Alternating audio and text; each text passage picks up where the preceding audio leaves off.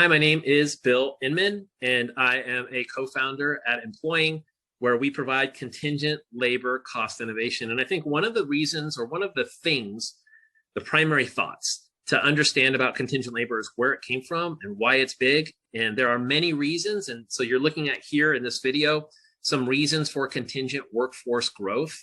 Number one is cost savings. Because it's about 8% cheaper, some studies have shown, than using full-time direct hires to use contingent labor.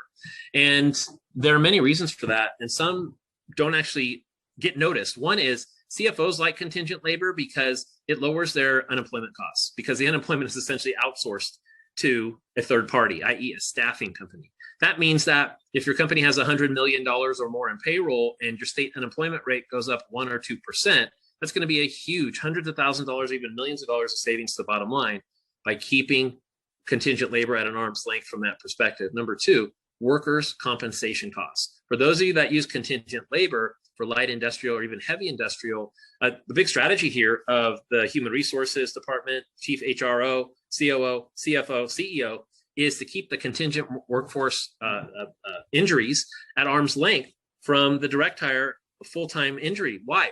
Because there's something called a mod rate.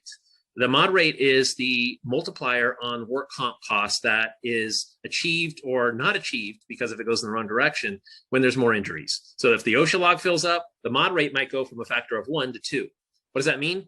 You're paying 2 times the work comp costs that you would be if your mod rate was at 1. Some mod rates go down to 0.5. So cost savings is a huge reason for leveraging contingent labor. Let's go around the clock here. Number two is cost restructuring. A lot of CFOs and line managers like to push the cost of contingent labor onto the supplier. So, companies that are Fortune 50, a lot of them use 90-day terms. That means that and sometimes they run 30 days behind that because it's due in 90, but sometimes it runs farther than that. And for some startups that are worth it, they go 120 and beyond. And that's not out of hand, but a lot of CFOs like to push contingent labor cost onto the supplier so that they can keep their working capital and then leverage that for things for the next quarter. But the cost of capital for staffing companies can run anywhere from 1% to 2.5% of the entire payroll per month. So it really adds up. So understanding cost restructuring and how costs are used inside the contingent labor industry is really important. Reasons for contingent workforce growth, number three. Evaluate workers.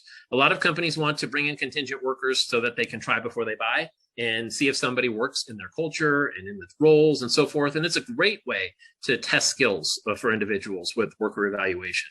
They want to improve the quality of their workforce with contingent labor. They might be on limited budgets, but they know they're ramping up for a product release or new products, and they need to enhance quality. So they'll bring in subject matter experts or quality control engineers, whatever the case may be.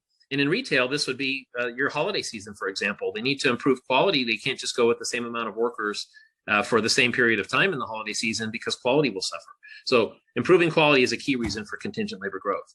Reduce the time to market. If a company needs to ramp up and they need to get something to market quickly, or if they have a rush of orders, they're going to have to hire contingent workers. Now, we're seeing a lot of this transfer to the gig economy, and a lot of tasks have been moved to the gig economy from like IKEA buying TaskRabbit and then offering those people to build IKEA furniture, to the different food delivery services that are out there. So reducing the time to market and leveraging contingent workers to deliver like core aspects of product is really a good usage of that labor as well. Risk management, I already touched upon the big parts of risk management.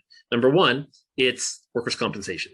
Number two, it's unemployment insurance. Those are big factors that are transferred onto the third-party staffing company. That's why it's really important to understand some people just understand their staffing company, like, who have you recruited before? What have you done? But if you're using temp labor, you need to know if your regional player has an employee handbook, for starters, and if they're good at managing their work comp.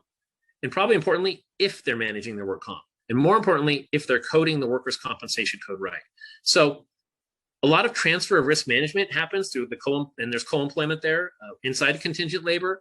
But it's really pivotal and critical that the client companies that use contingent labor know who those vendors are, because the liability passes back with co-employment. And then specialized knowledge, of course, in the professional services realm, whether it be anything from AI engineers to mathematicians to scientists, a lot of specialized knowledge comes in as consultants. And a lot of those consultants want to be corp to corp, period. They just won't work with you on W-2. It's not something that they want to do. They want to be able to run their own business for multiple clients, hopefully, and they want to be classified as a 1099 or corp to corp. So for these reasons and others, I'd actually like to hear your reasons too. So please feel free to email us. These are the reasons for contingent workforce growth. And if you haven't considered all of them, there's reasons and benefits and features and all of it. There's a SWOT around all of it. And each has a weakness, opportunity, strength, and threat. So look forward to talking with you, strategizing your contingent labor, looking at all these different areas and making your contingent labor optimized for cost, compliance, and beyond.